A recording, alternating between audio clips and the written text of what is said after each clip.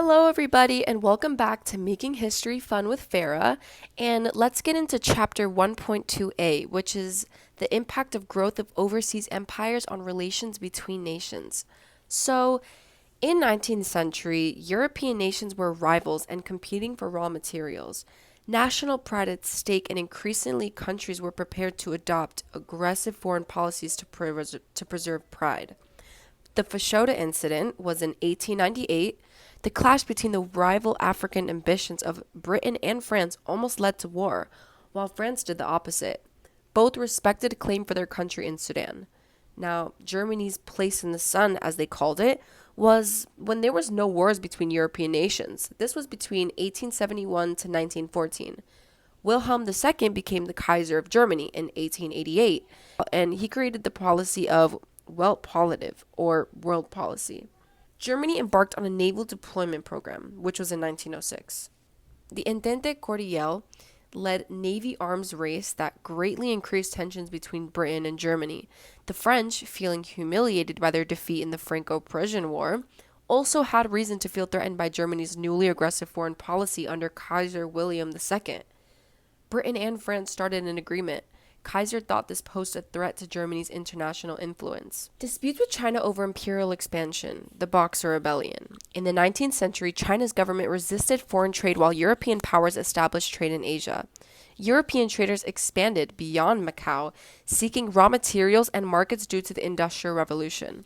Britain's opium trade led to conflict. China lost the First and Second Opium Wars. They legalized opium trade and opened ports to foreign powers.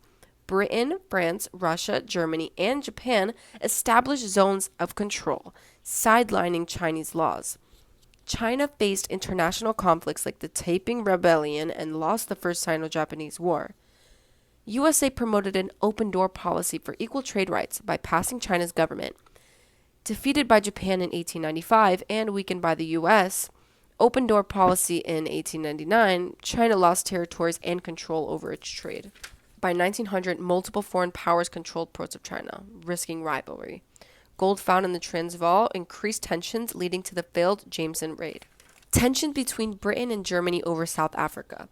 The failed Jameson raid increased tensions between Britain and Germany over Kaiser Wilhelm II, and he congratulated the Boers. Kruger demanded British withdrawal. After initial Boer victories, Britain reinforced and captured their cities. British grew angry due to German-supplied weapons.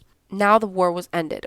They revealed British military weaknesses, cost over $200 million, and drew international criticism for harsh tactics and concentration camps. There were about 30,000 civilians. About 30,000 civilians died during the war. Now, the Berlin Conference. This conference set rules for European claims in Africa to avoid conflict. It allowed for free river navigation, abolished slavery, and required effective occupation of territories with disputes by negotiation.